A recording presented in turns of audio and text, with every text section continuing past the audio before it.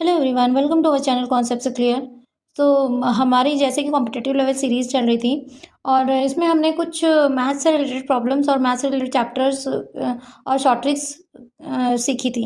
चलिए अब जैसे कि हमें पता ही है कि हमारे कॉम्पिटिटिव लेवल में केवल मैथ्स तो आती नहीं है और ये जो चैनल है स्पेशली मैथमेटिक्स और रीजनिंग के लिए रखा गया है। और तो बेसिकली आज हम अपना नेक्स्ट पार्ट जो कि हमारे एक रीजनिंग पार्ट है वो शुरू करते हैं। और उसमें से हमारा एक चैप्टर जो कि एक दो बच्चों से पूछा है कि कौन सा चैप्टर वो पढ़ना चाहते हैं और कौन किस में थोड़ा सा प्रॉब्लम आ रही है। तो शुरुआत में उन्होंने अपना डिमांड रखी कि मैम ब्लड रिलेशन नहीं समझ में आता है, ब्लड रिलेशन समझा दीजिए। तो चलिए अब आज हम अपना चैप्टर एक शुरू करते हैं जिसका नेम है ब्लड रिलेशन। ब्लड रिलेशन बेटा समझने के लिए सबसे पहले हमें रिलेशन के बारे में समझना होगा।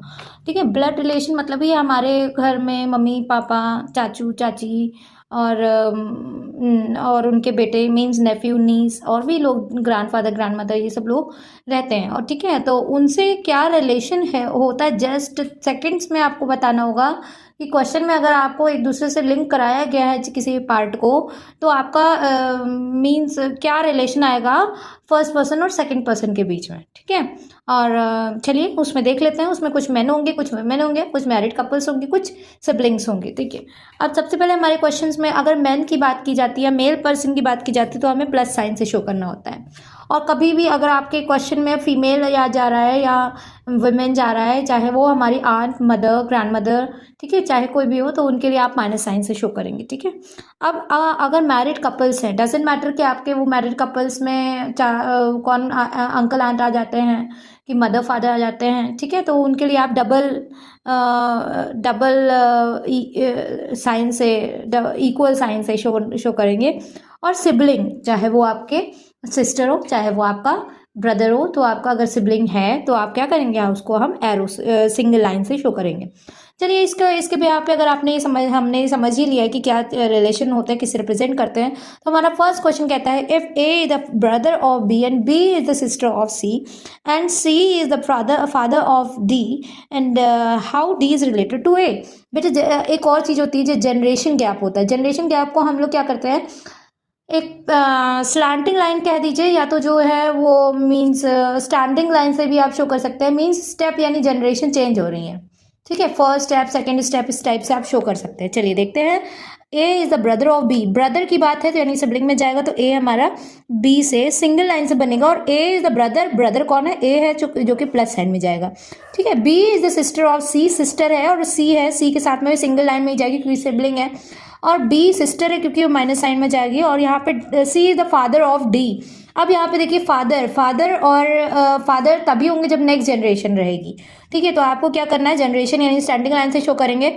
सी is the father of D यानी डी हमारा है और सी हमें फादर है तो यानी ये भी प्लस साइन होगा। अब हमें पूछ रहा है how D is related to A, D जो है वो ए से कैसे रिलेटेड हो सकता है कि ये बॉय हो और हो सकता है ये गर्ल हो, हमें पता नहीं है कि क्या है। तो इसलिए आप हमें नेफ्यू, तो आप नेफ्यू अगर आपका प्लस साइन होता तो नेफ्यू लगा सकते थे, बट यहाँ पे आपको डिटरमाइन नहीं है क्योंकि कि ये गर्ल है कि बॉय है, that's why we can not determine this relation, kind determined. ठीक है, थैंक यू सो मच। पहला हमारा ये क्वेश्चन हो चुका है। चलिए आज आप अब बढ़ते हैं हमारा नेक्स्ट क्वेश्चन पे।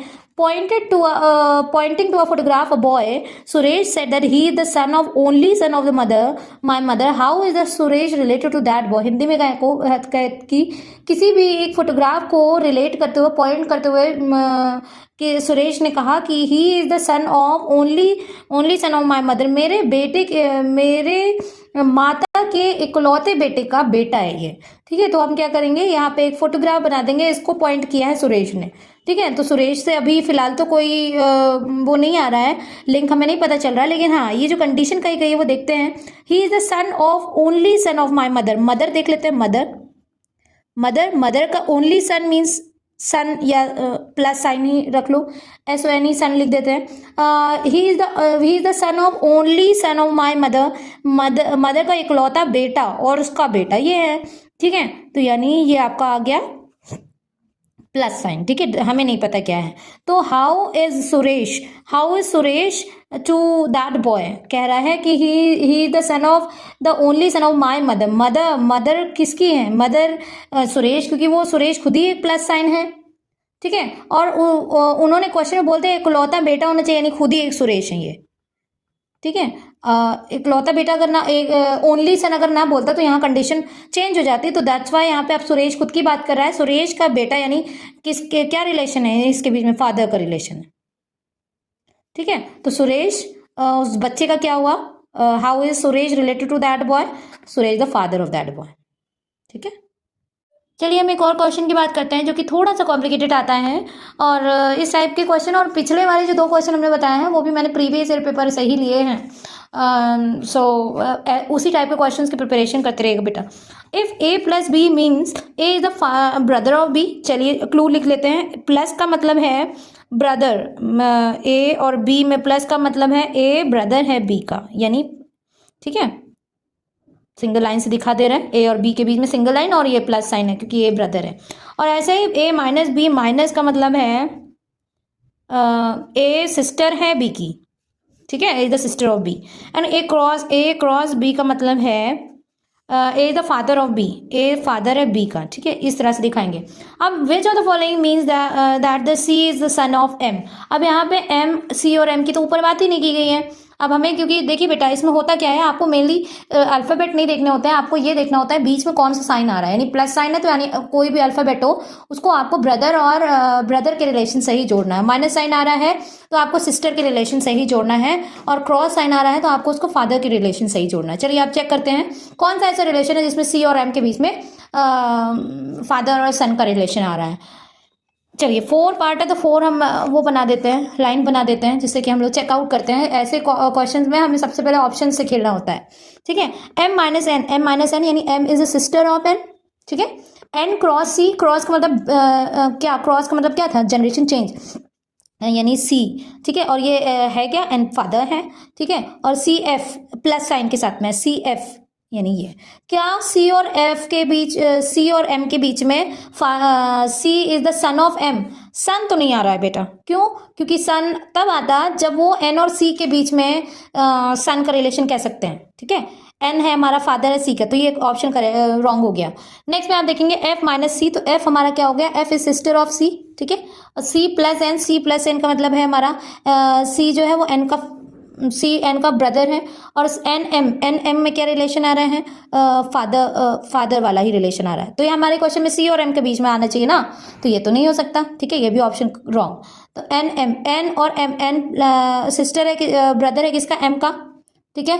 अच्छा ठीक है। अब माइनस एफ मतलब ये जो है हमारा एम जो है वो सिस्टर है एफ का, ठीक है। और सी जो है एफ हमारा ब्रदर है सी का, ठीक है। क्या यहाँ पे C is the son of M आ रहा है, नहीं आ रहा है, ये भी हमारा रॉन्ग हो गया।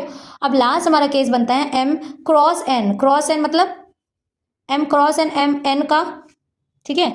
एम एन का फादर है, क्रॉस का मतलब ये फादर का रिलेशन है, ठीक है। अब माइनस यानी सी, ठीक है। एन जो है वो क्या है, एन हमारा क्या है, एन हमारा सिस्टर है, एन सी की सिस्टर है, ठीक है। अच्छा, और एफ से क्या रिलेशन है, तो ये सी एफ। इनडायरेक्टली आप देखेंगे कि ये हमारा फादर से जनरेशन चेंज हुआ, यानी ये हमारी सिस्टर का रिलेशन आ रहा है सी के साथ, जो कि क्यों, तो सिस्टर तो हमारे फादर की अब बेटी हो गई है ना, डॉटर का केस आ गया।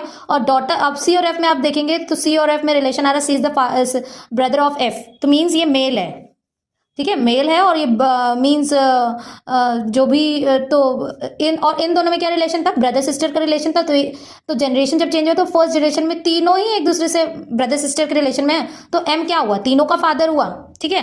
तो सन कौन है, सन सी है, ठीक है। सो हमारा last option is your correct option, option number 4। अगर आपको समझ में आई है तो आप मेरे चैनल को सब्सक्राइब कीजिए प्लीज़। और अगर और ज़्यादा प्रॉब्लम जाननी है, और ज़्यादा आपको पूछना है कोई भी न्यू टॉपिक जो कि आपको ना समझ में आ रहा है, तो उसके लिए आप कमेंट कीजिए प्लीज़।